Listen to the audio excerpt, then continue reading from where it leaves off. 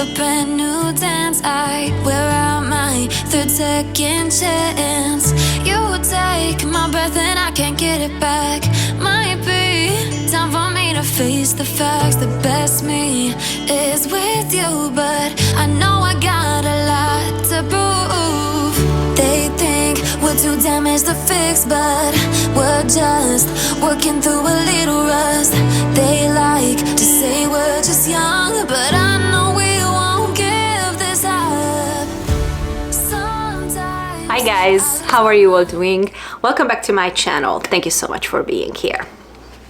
Well, 2024 was a great reading year, one of my best reading years so far, and I want 2025 to be greater. That is the plan. But so far, unfortunately, that's not what's been happening, because I started 5 books already and I DNF 2 already. I finished 2, but these were not exactly the greatest books, and I also started another one and I don't like this one. I really don't like this one. I have been in a funk basically since Christmas. I did not read anything between Christmas and the end of January, and I don't think it's a reading slump.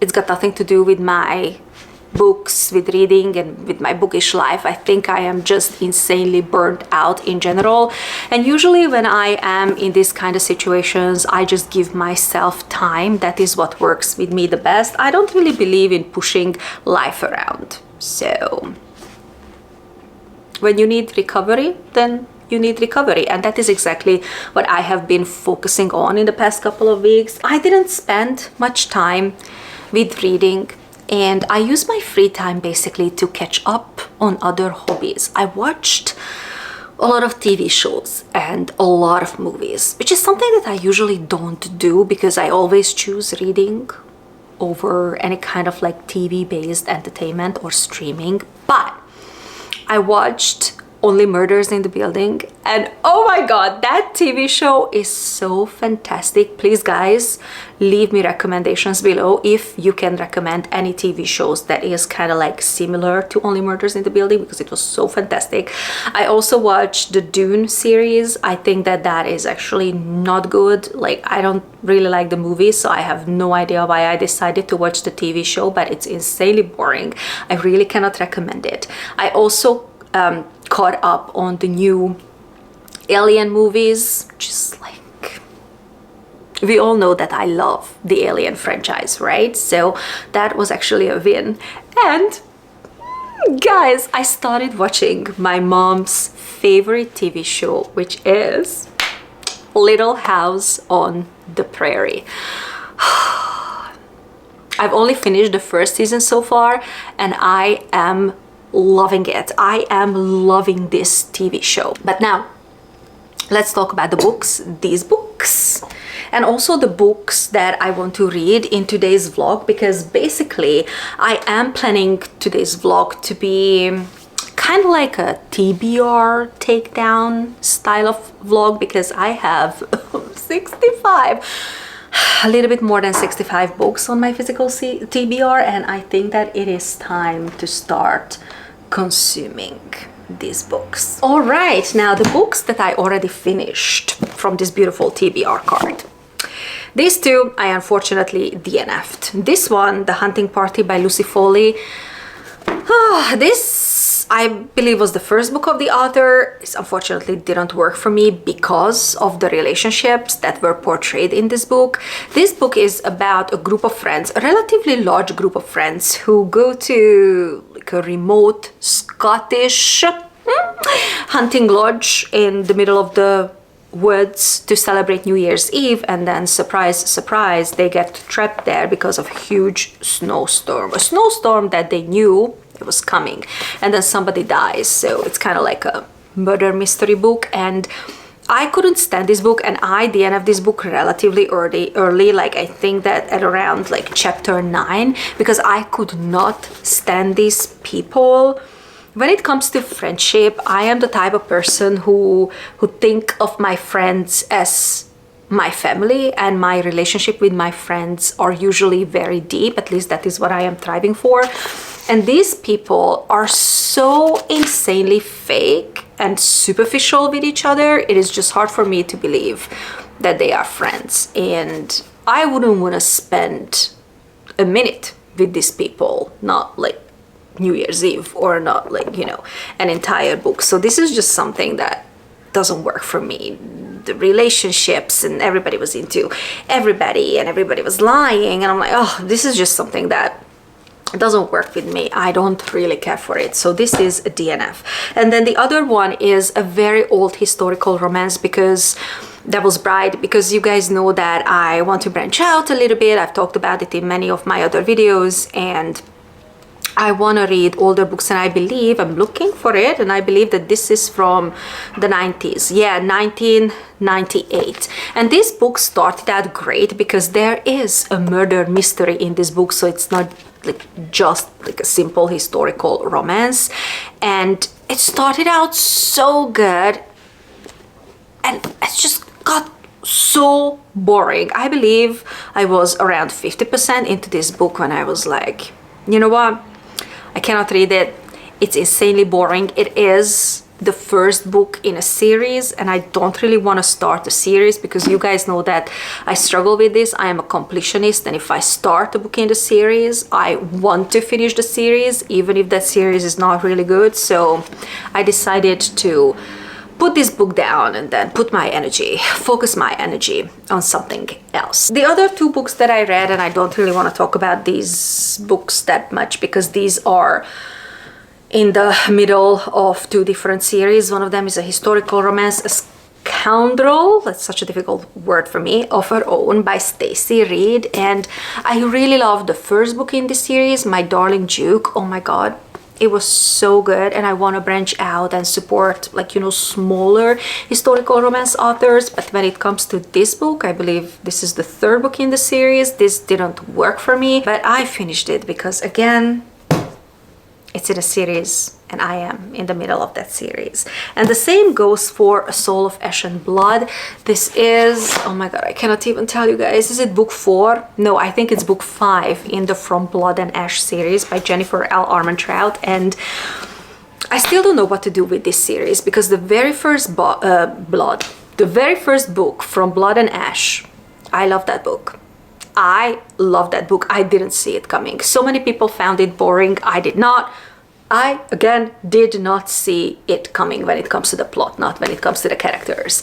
But then all the other books, like book 2, 3, 4, I couldn't tell you the titles of the books or what exactly the books were about because everything just a mush in my head. And I remember thinking, all of this should be in just one book. And when this book came out, this book received very heavy criticism because this book is technically just a retelling of the story from the male character's point of view, so from Castiel's point of view. And I didn't expect a lot from this book, but to me personally it was insanely useful because I forgot the entire plot of From Blood and Ash. It was very, very, very useful to me to get kind of like a recap before the new book comes out. And then last but not least, a book that I am kinda in the middle of, and that is The Voyage of the Damned. Again, a murder mystery book. Like, do we see, again, kind of like a theme here? I am blaming the TV show, like Only Murders in the Building. It totally put me in like a murder mystery mood. And this book was basically described as a adult fantasy book, murder mystery, Agatha Christie style murder mystery on a boat. And I was like, sign me up for this. But this book does not work with me. And honestly, guys, I want to DNF this book so bad. And the only reason why I am not going to do that is because I bought the special edition foolishly. I am really bashing myself for this, but this is easily one of the most beautiful books that I own. So No, we will not DNF this book. We will finish this book. Now, with all honesty, and I will tell you everything about the book once I finished it, when the first murder happens in this book, because I think that this book will be more like maybe an homage to Then There Were None by Agatha Christie on a boat. Apparently, ship, I should say. It's not a boat, it's a ship. Anyways, now things are starting to get a little bit more interesting, but the first 11 chapters that I had to chew myself through to get to a little bit of action, whew, it was tough. It was tough. This book is becoming a chore to me, but I am determined to finish it. It's not just about that this book is beautiful, but also I really want to support the author. The author is a debut author, and I promised to myself that I want to read more from debut authors. And she feels very passionate about body positivity, and she wants to write about plus size bodies in fantasy. I believe specifically queer plus sized characters in fantasy and about characters with disability. And I want to support that, you know, so I am finishing it for sure, but it's a chore. It's a chore. And once I am finished with this book, I think I will pick up a book from my audiobook TBR, and that is How to Age Disgracefully by Claire Pooley.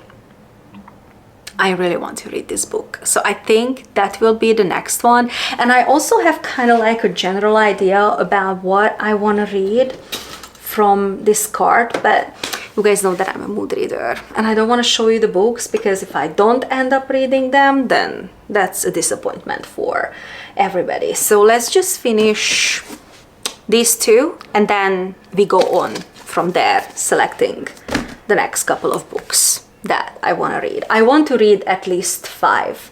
So with all these books that I already finished and DNF'd, it will be a total 10 books read from my physical TBR, which I think is a really good number.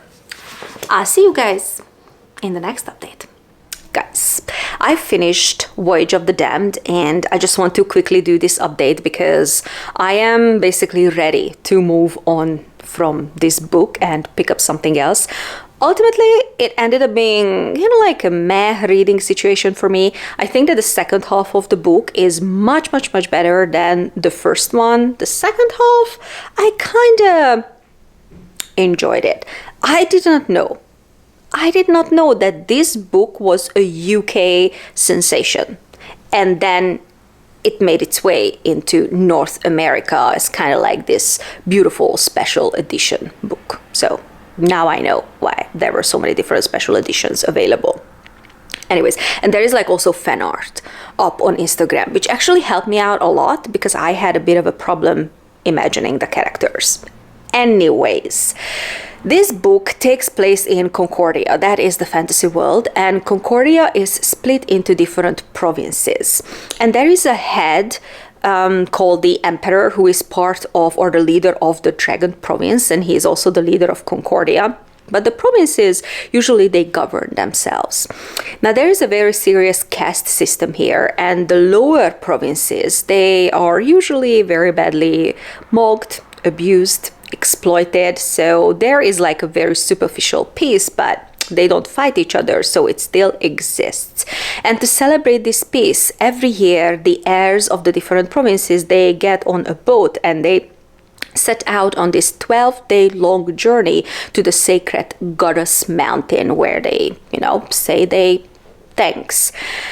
But this year, one of the heirs die on the boat. And that's really when our story begins.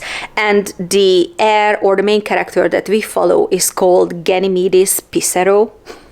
Yes, guys, his name is Pissarro, and he is from the Fish Province. And the Fish Province is one of the provinces that is, again, very badly exploited and just in general not very well respected in Concordia. That's where the story begins. And again, just like I said, you gotta go chew yourself through, I don't know, 7 to 10 chapters before you get to the substance, before you get to the story.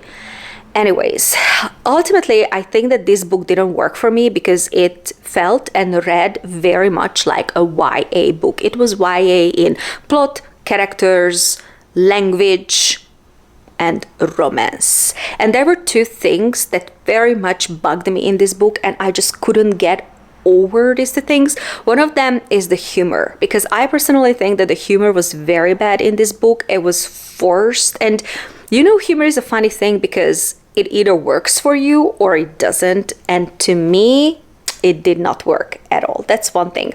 And the second thing is the romance, and I think that again this is where the book was really YA, though it was advertised as an adult book. But anyways, because the romance was about nothing else, just the physical attraction between the characters. And I think sometimes that this is why I don't like to read specifically YA romance books, because when you're so young, when you're a teenager or whatever, you can so often mistake physical attraction for love.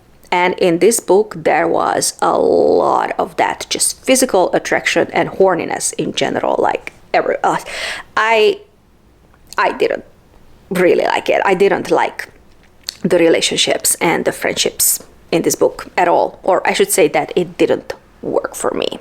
So I finished it, and ultimately I think that it was a bad book. A bad book, but a beautiful book. I feel that it had more potential, especially when it comes to the commentary, because it was just about the caste system, but I wanted us to have some kind of conclusion about it, other than it is bad. But anyways, we didn't go there. We didn't go very deep because I don't think that it was very important for the book. It was more about the characters and the relationships that I did not enjoy. Anyways, so Voyage of the Damned, it's done. I cannot say that I recommend this book to you guys, but if you read it and you loved it, please let me know in the comments down below, because I want to know why, because maybe there's just something that I missed in this book. It is a sensation, and apparently it sold thousands and thousands and thousands of copies, so whatever. The other book that I picked up, and I only read 2 chapters in this book, that is How to Age Disgracefully by Claire Pooley, and I can already tell you guys that I am loving this book. This book is about senior citizens. Like, specifically, we start with Daphne, who is in her, oh my god, 70s or 80s? Either in her 70s or 80s, but she's a really cool chick, and she doesn't give in to ageism. And she's a little bit lonely, a little bit bored, and she's like, I'm gonna go online dating, and I'm actually gonna go to this senior citizen center to make some friends and just to hang out with people. And apparently Daphne also has some kind of dark past that so far we just don't know exactly what it is. Anyways, she goes to the senior center, but this senior center that also functions as a daycare, by the way, it is threatened by a demolition because the council just doesn't want to keep this building going because it's dangerous, and they try to save this building. And basically, from what I can tell, that's exactly what the book is gonna be about, like the senior citizens and the daycare coming together to somehow save this community center, and I expect a lot. Guys, so far, all the senior citizens that we've met in this book, they are all so cool. They make me crack. They make me crack up. So I am loving this. I will check back in when I finish this book. And the other book that I will also start probably very soon is a new release, and that is The Stolen Queen by Fiona Davis. I never read anything by this author, so I don't know exactly what to expect when it comes to the writing, but the premise is amazing. This is a historical fiction book that takes place one timeline, because it's got 2 timelines. One timeline in the 30s in Cairo, at a digging, or maybe I should say like at an archaeological site, and our main character Charlotte is working there as an Egyptologist. And then the other timeline is in the 70s in New York, and Charlotte works at the Met Museum. And this just sounds so good to me. I don't know exactly how the two timelines are gonna come together, and I don't know exactly what is going to happen in the book, obviously, because I haven't read it yet. But anyways, you give me a historical fiction that is about Egypt and involves like any kind of archaeology and digging and archaeological sites, whatever, and New York in the 70s. This just sounds so good. So next time, guys, when I pop in, I will tell you my final thoughts about How to Age Disgracefully and also about this book. I am telling you now that I need to get some other books by Claire Pooley because it works for me. It works for me. I finished both books, guys. I finished How to Age Disgracefully and also The Stolen Queen. And first, I really want to discuss How to Age Disgracefully because I really like this book. And I'm so glad that I did. Before going into this book, I had never read anything by Claire Pooley, so I was a little bit nervous, but it worked for me. And oh my God, this was such a good book. And honestly, I can highly recommend that you guys pick this book up. This book was about nothing else. Just a bunch of people in their 80s coming together and taking on the world. And I loved it. I love the characters because ultimately this book was a character-driven experience. But I am a character-driven reader, so it was fantastic. Again, just a bunch of unlikely characters from any ages, really. Toddlers, teenagers, people in their 50s, people in their 80s, coming together, becoming friends, and becoming family. And when you have found family in your book, you have me, okay? I am yours. But also, it's not just about the characters, because the plot, I really like the plot as well. It was so funny. And there was a little bit of mystery to it. This is definitely not a mystery book. Again, it's all about just the characters. But there was a little bit of mystery to it, and that just spiced everything up. I would say that if you like Frederick Backman and his books, then I would suggest that you read something from Claire Pooley, because the reason why I like Frederick Backman books so much, because I think that he is so good at understanding and describing human feelings, human emotions, human relationships. And I felt the same comfort reading the Claire Pooley book that I usually feel when I read a Frederick Backman book. But this book, How to Age Disgracefully, it was a lot lighter in tone and also in message. I love that. I love that. And I am definitely picking up another book by this author, and I think, based on the research that I've done so far, then it will be People on Platform 5. That is the book that I am getting from this author next. Sure. Now the other book, The Stolen Queen. This book has had, in my opinion, one of the best premise ever when it comes to this type of like historical fiction, historical mystery books. Our main character is Charlotte, and Charlotte is an Egyptologist, and we all start out in Egypt in 1930 something. We are in the 1930s, and we are near Cairo at this archaeological site, and there are a bunch of Egyptians and Egyptologists working there, trying to uncover some artifacts. And Charlotte, she is kind of obsessed with a female pharaoh called Hathor Kare. I believe I am pronouncing her name correctly. And this pharaoh was always dismissed in history, and Charlotte thinks that it was because of her gender. So all of her research is basically about this female pharaoh, and they do find something at this digging site.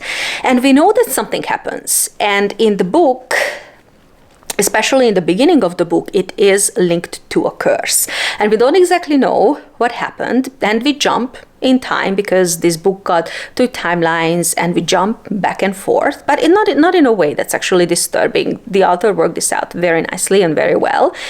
And in 1970s, Charlotte now works at the Met because Charlotte is American and she works at the Egyptian side of things at the Met, and we are also preparing at the same time for the Met Ball. Basically, this is the premise of the book, and this is how the book started out. And I must say that I really enjoyed the book up until the 50%, and that's when things started to go south.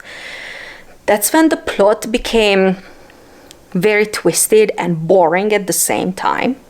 And also, that's when the characters started annoying me, because I had a problem in this book connecting with the characters, and specifically with Charlotte. I couldn't feel Charlotte's emotions, and that was a big thing for me. But again, I am a character-driven reader, so I need that when it comes to my reading experience.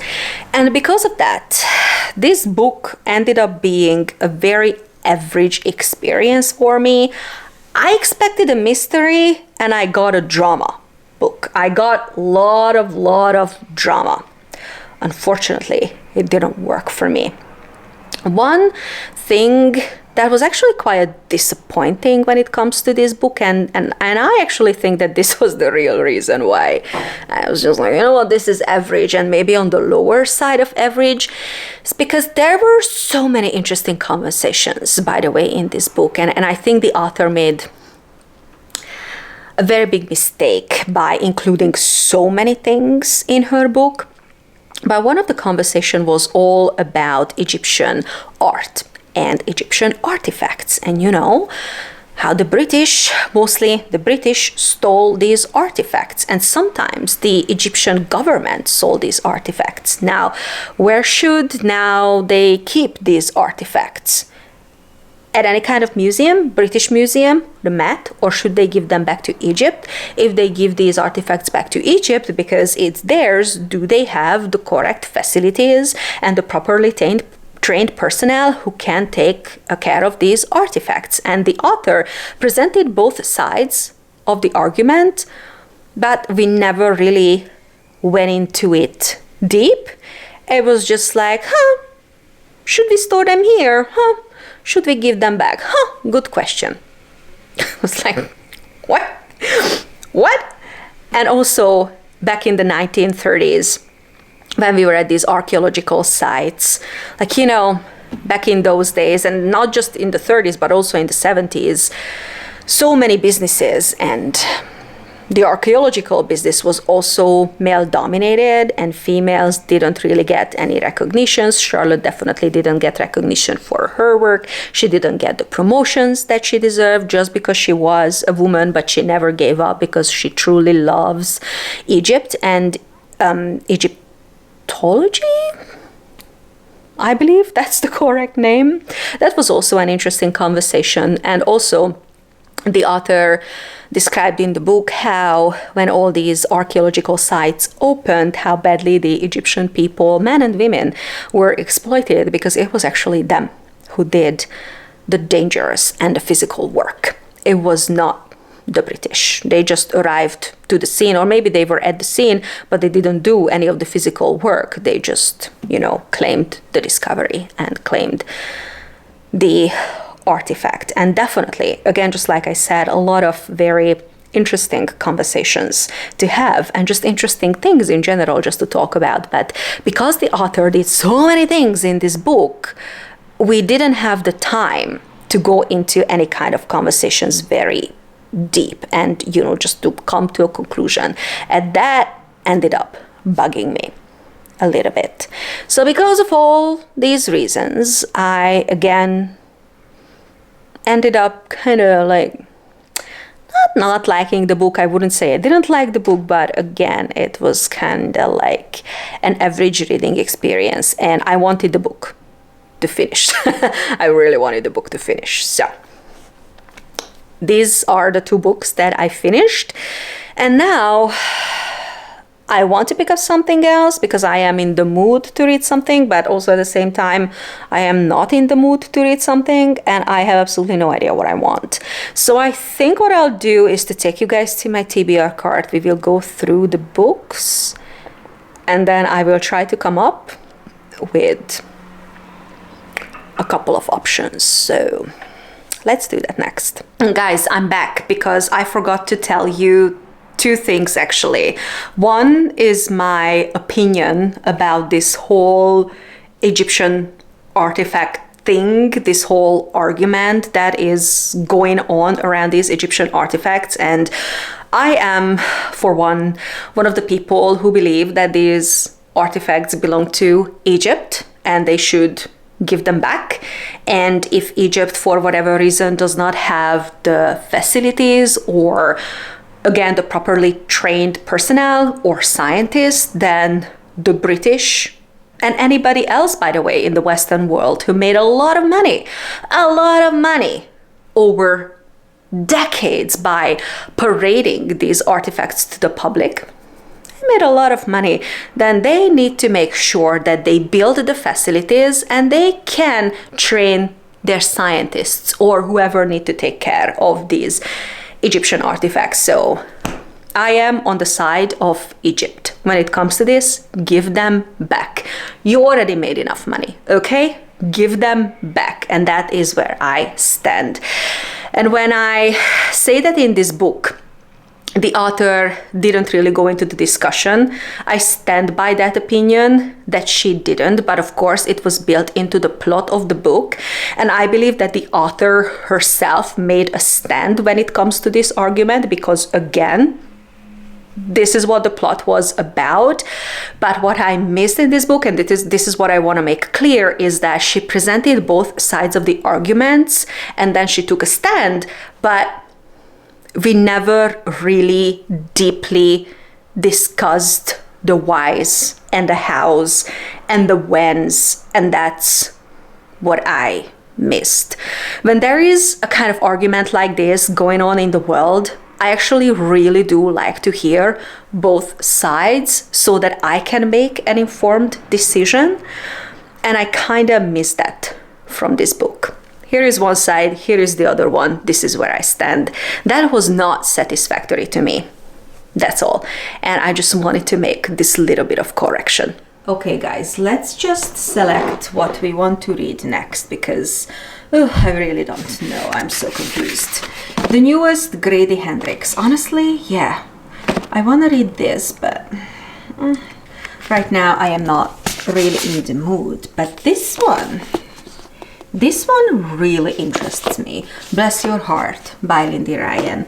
This is supposed to be a southern horror story. It is taking place in Texas, and as you can see by the cover, this is technically about like vampires, and apparently it's funny. So I kind of want to read this one. What else do we have here? Hamnet, no, I'm not in the mood for sci-fi. I'm not in the mood for romantasy. Fantasy. Oh, maybe this one, Revenge. I kind of also want to read this one. Ooh. Elif Shafak. I also want to read this book, but this book is very thick. It's like 500 pages or maybe even a little bit more, so I'm not sure. I don't want to start Brandon Sanderson right now. And also this one, Blood Over Brighthaven. Not right now. But what I want to read is definitely a historical romance, because the other two historical romances that I've read so far didn't work for me. This is a book, Lord of Scoundrels by Loretta Chase, that you guys recommended to me. It was on my TBR, if I remember correctly, but then 2 or 3 of you commented that this is a fantastic book, so I decided to buy the physical copy. This is definitely something I want to read. What about the other ones? Yeah, no, actually just one historical romance is enough for now. I'm not really in the mood to read classics. Historical, Rutazeki, Moralif Shafak, these are like kind of longer and more serious books. books that I am craving right now. And non-fiction. So I am not really in the non-fiction mood, but I wouldn't mind reading some contemporary romance. And I never say that, guys. I never say that. So I want to take advantage of my mood and read a contemporary romance. 8 Perfect Hours. Ooh, this is perfect because it takes place in March and, well, it's only February, but it takes place in March and it is snowing and it is currently snowing outside, so it's perfect. But am I in the mood for non-fiction? Sapiens. Let me just try to take out this one. No, not going to happen. And the Mariah Carey memoir. I wouldn't mind reading those two. So this is the selection, guys. I think I'm gonna pick up Bless Your Heart next. I am kinda in the mood to read this book, so this is a yes. And I'm not in the mood for cozy fantasy right now, so I don't think I will pick this up right now. I really want to read a romance, but which one? Which one? Because I know that this one is good. I trust you guys. You guys told me that this is fantastic. I think I'm gonna pick this one up. And this book, I'm dying to read this book, but again, this is very long and I'm not sure that I am in the mood for this book right now. So I think I am going to go with these two. Do not be mistaken by the sunshine. It is insanely cold. Everything is covered in ice, like block of ice, guys. And the temperature is around, I don't know, -10, -12 Celsius. It's insane. I am freezing my tits off, okay? That's the harsh reality. Anyways, we like winter. We like winter. We just don't like ice. We don't like walking on ice. Anyways, I finished Bless Your Heart by Lindy Ryan, and I just wanted to give you guys a quick update. All right, I'm just gonna come out with it. I think this book was fine. I genuinely think this book was fine, but just like I expected, it was not really a horror book. If it was a horror book, it was a very, very, very YA horror book, and this is not what I needed right now. I must say though, that the very first chapter in the book, it got me hooked. The first chapter of this book is so insane and it is setting up the scene so good that I didn't want to stop. I remember I started reading it at around midnight and I didn't stop reading it up until chapter 11. And I did make a little bit of mistake because after the first chapter I was like, whoa, this book is so good. I am definitely reading the sequel because this is part of a series. And as I looked up the sequel, the cover of the sequel, it spoiled certain things in the book. So if you are interested in reading this book, do not look up the sequels and especially not the covers of the sequels, okay? Anyways, in this book, we are in Texas, and I love usually southern type horrors. And we are in Texas and we follow the Evans ladies. We have Luna, who is the teenager, and her mother and her grandmother and her great-grandmother, who is called Zsuzsi. I had no idea. I'm just holding my hood in place, guys. I had no idea that Zsuzsi was a name, but I borderline love it. When I have my daughter, I will name her Zsuzsi. Okay? That's how obsessed I am with this name. Anyways, and all the characters, all 4 Evans women, they were such characters in this book. I actually really enjoy them. But I guess the issue with the book is that, again, it felt very YA because this is just a typical southern vampire story. These ladies run a funeral home, and everybody in this little community, because it is a little southeast Texas town, they look at them weirdly. They're like, 4 women running a funeral home? But actually the job that they do is really important because the people who die, if they are not buried correctly, they can come back and they can become strigoi, basically like zombie-like vampires, and then they can feast on the living. So that is technically the family business, not the funeral home. And this book was very funny, and again, the author did such a good job setting up the scene, because I genuinely felt throughout the book that I was in Texas. And guys, I've never been to Texas. I've been to the Dallas airport, but I've never been to Texas. And this book now makes me want to go to Texas. That's how good it was. But again, the only problem that it felt very YA. This book did not scare me. There were very, very gruesome details. Okay, this book does not limit the gore. The gore? Oh, that was good. I just wanted a little bit of more action. I wanted to be a little bit more scared. I wanted more scary scenes, I guess. But to me, this book was on the average side, but I am definitely reading the sequel because I want to know. I want to know what's next, you know? So I am definitely picking that up. And I can recommend, just don't expect this book to be like a scary horror book. It will be a gory YA type of story. And I also picked up the audiobook through Libby, and the audiobook was a really good experience, but I only checked out the audiobook in the last couple of chapters because I started reading this book physically, but I wanted to hear the accent because I freaking love Southern accent, and I think that the narrator did a fantastic job. I believe this was a debut by Lindy Ryan, and I believe that she is an editor. She definitely has some kind of connection to horror stories, and I think that it was very decent, but next time make it adult, and I think that it will work with me better. What's next? I have not started Lord of Scoundrels yet, but I am in the romance mood. And I am in the contemporary romance mood, guys, which is like, again, that's just something that never happens to me. So I need to follow this feeling, this urge. And I am definitely continuing with Lord of Scoundrels. And also as a contemporary romance, I will pick up Happy Medium. I don't have the physical copy for this book, but I have it on my audiobook TBR. And I think that that is the book that I'm gonna pick up. It will be my first Sarah Adler, but people rank her books very, very high. So we're just gonna take a 180 turn from horror to romance. And once I finish these two books, Happy Medium and Lord of Scoundrels, I am popping back in to give you possibly the final update in this vlog. So see you guys soon. Welcome guys to the last update of the vlog.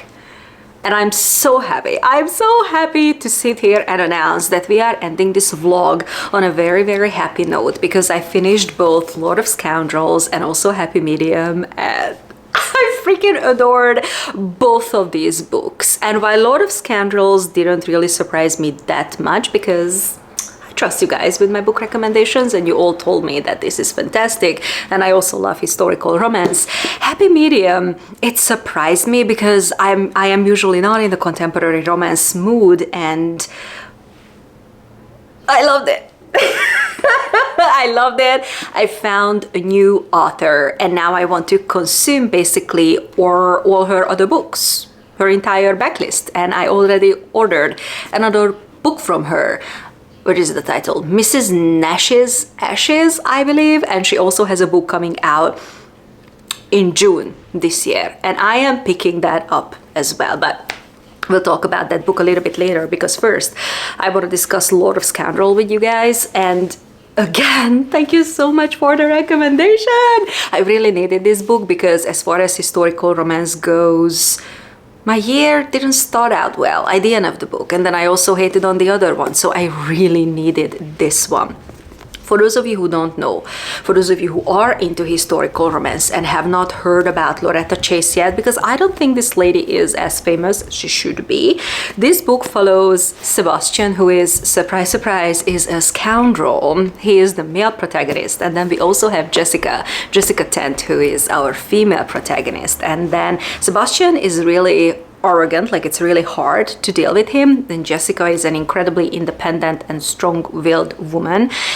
And basically, the whole story starts out with Sebastian getting Jessica's brother into trouble, into a lot of debt in Paris, and Jessica arrives there to basically save her brother from getting financially ruined. And then the two of them meet and the story starts, and they have to enter into a marriage of convenience, which is one of my favorite tropes, like ABBA. So I really, really, really like the story in this book. But what really got me, and I think this is why some of you recommended this book to me when I asked for specifically Tessa Dare, like dupe recommendations.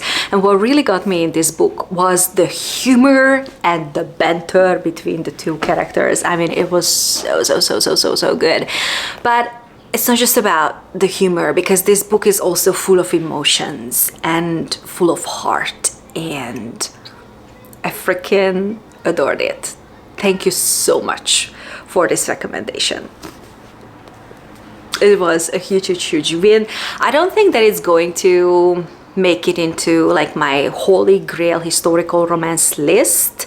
I don't think it's like, you know, it's not still Lisa Kleypas or Tessa Dare to me, but it is a fantastic book. Maybe I am just saying this because, again, I am in general kind of like in a funk slump, whatever it is. Maybe that's why, but still, oh, what a fantastic book this was. So was Happy Medium. Oh my god. All right, this book, again, this book is not as famous or popular, I should say, that it should be. And Sarah Adler, just like I said, picking up other books, and I can highly recommend her. Not perfect book, but again, a very funny book. And I think I need that when it comes to my romance reading in general, whatever it is, contemporary, historical, fantasy. I really like humor, and I think we had a lot in this book. Not from the main characters, okay, but we had a lot of fun in this book. So this book starts out with Gretchen Acorn. She is our female protagonist, and she is a fake spiritualist. It's kind of like To Be a Fraud. It's the family business, and she has a lot of wealthy clients. And one of her clients, she's like, I need you to help out one of my friends because he lives on a farm. It is his farm, and he wants to sell the farm, but there is a ghost hunting there. And basically, girl, you need to perform an exorcism. And Gretchen, because she's a fraud, she knows that she doesn't see ghosts. She definitely cannot do an exorcism, right? But the woman offers a lot of money to her. So she's like, okay, I need the money. I'm just gonna take this job. And then we go to the farm. It's a goat farm. And guys, we have baby goats in this book. I mean, come on, like, are you kidding me? I am obsessed with baby goats. So give me as many baby goats as you can. So we get to the farm, and then Gretchen realizes that this particular ghost, I can see. And let me tell you guys, this is not like a big spoiler because everything happens in like the first 2-3 chapters, okay? The ghost, he was my favorite character in this book. He was the one who made this book so enjoyable to me.